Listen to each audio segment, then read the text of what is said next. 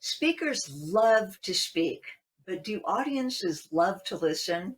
Well, if the glow of cell phones fill the room, you're not the center of attention.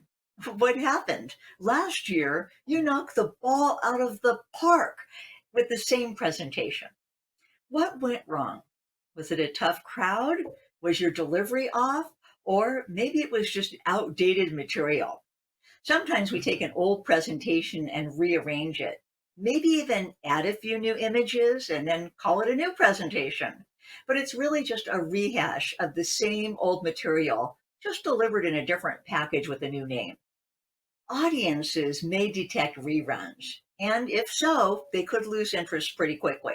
Now, don't get me wrong, there is still value in your signature story. In fact, don't leave it out because sometimes people come back and bring others because what the story meant to them was impactful, it resonated, and they want others to hear it. Audiences want presentations that are current and relevant to them. In order to meet their expectations, we really need to find out what's going on in their world right now. And you've probably heard before, what is their current pain point and how can you help them find solutions? Well, I'd like to share my journey with you of late. Let's rewind back to December of 2019. News of a COVID outbreak in Wuhan, China caught my attention. By January of 2020, I'd already incorporated COVID into my lectures. By February, the first US case of COVID infection appears and dental professionals take notice. On March 7th, I'm in Kansas speaking to a group of dental hygienists on OSHA and infection control. Now, for my OSHA lectures, I always call the local OSHA office and ask, what kind of citations do you issue to dental offices? And then I include that specific information in my lectures. Kansas had an OSHA officer named Lizette. So Lizette became a character in my presentations in my PowerPoint. And I showed what citations she issued to dental practices. Does this become current and relevant material? You bet. Wait, there's more. When I arrived in Kansas, I promised the meeting planner that I would talk about COVID and hand hygiene. She then called the local news station, told them about it. They came out and they filmed my presentation. I was on the news with the headline, Dental Hygienists Attend Coronavirus Course. Definitely current and relevant. Then comes our second go round with COVID, and the dental community realizes we have a 2-week shutdown to flatten the curve, which turned into 2 months, which turned into really basically the new normal. Most of us, COVID had interrupted our speaking and consulting calendars, and our travel was canceled. I literally came to a screeching halt. For me, the extra time was used to chase COVID information for my dental clients, and my phones were ringing off the hook.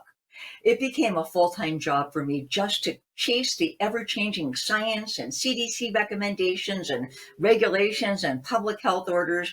It seemed that my clients and audiences needed me now more than ever. I was born for this moment. COVID gave me the opportunity to be a great resource for the dental community, but COVID may have not been so kind to you as a speaker. Now, let's talk about what helps you be current and relevant to your clients and audiences. Tip number 1, be flexible and learn to pivot. Boy, oh boy, did Vanessa Emerson pull this off at the last minute, switching from in-person to a virtual conference. This is truly an outstanding example of grace under fire. And of course, let's just take a second to devote a well done to Vanessa, our amazing meeting planner. Well, how about you? Have you established yourself as both an in-person and virtual speaker? I've been hosting webinars for over 13 years. So when meetings went virtual, I was already acquainted with the process and the platforms, and I gave a pretty good virtual meeting. If you need help, there are some great faculty members with Dental Speaker Institute. Catherine Eitel Belt is a great coach on delivering a powerful and interactive virtual presentation. Margie Schaller is an awesome PowerPoint coach, and I highly recommend her book, Formulate a Winning Presentation. Now, in addition to really establish credibility with meeting planners, I created a little virtual program checklist of questions that I ask meeting planners before that virtual presentation, and I will share that PDF with you. Tip number two, meet your clients and audiences where they hang out. And a lot of times that's on social media and podcasts. At a 2019 Jumpstart breakout session, I learned how to be current and relevant because if I was on social media, or if I wanted to reach more people, I needed to be doing something with social media. So I got some coaching again from some more jump starters. Manal Stampat had helped me, and previously Rita Zamora, and it led to revamping my website and creating some landing pages. So in January of 2020, I updated and automated my systems. Webinar registrations and landing pages were now fully automated, and I could post things on social media. People could sign up and pay for my webinars, be added to the Zoom roster, and be added to my email list, all without me doing a thing. All I had to do was show up at my webinar time and give a presentation. Now, I had an up-to-date and current relevant method of reaching clients and audiences, and I was able to put that on social media. For me, it was serendipitous that my systems were all in place before the COVID shutdown, because it was a natural switch to be able to provide virtual training to people. Tip number three, keep your thumb on the pulse of dentistry. For my own VIP clients, I held several virtual town hall meetings. This was a great way to let my clients know that not only was I there for them during this crazy and unprecedented time, but I would give them a little bit of help where they needed it and a little bit of hope. They brought their questions, their concerns. In fact, they even shared solutions with each other. There's a lot of power in the wisdom of the group. By the way, wisdom of the group is another Jumpstart conference pearl that I learned.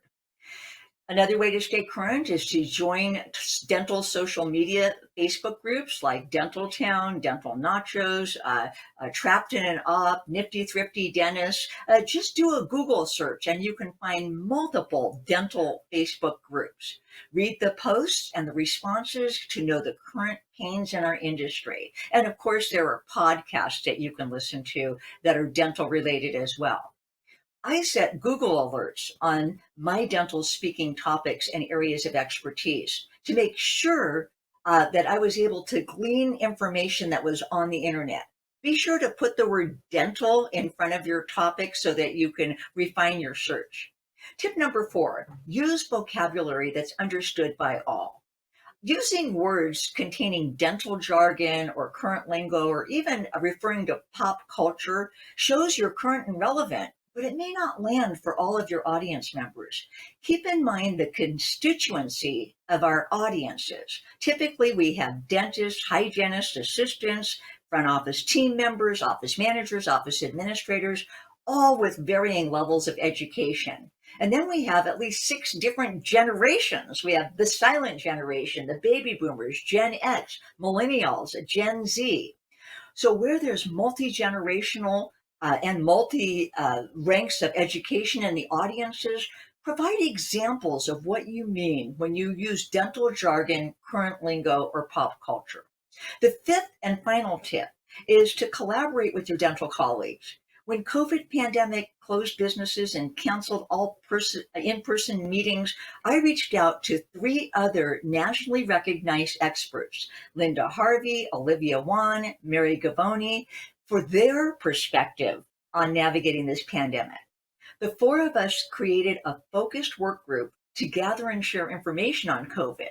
We've met every Monday morning since March of 2020 to collaborate on the current science, data, and implications of COVID to help our clients and audiences. We became the trusted voice of reason, and collectively, now we're influential in helping dental communities with best practices for COVID-19 protocols.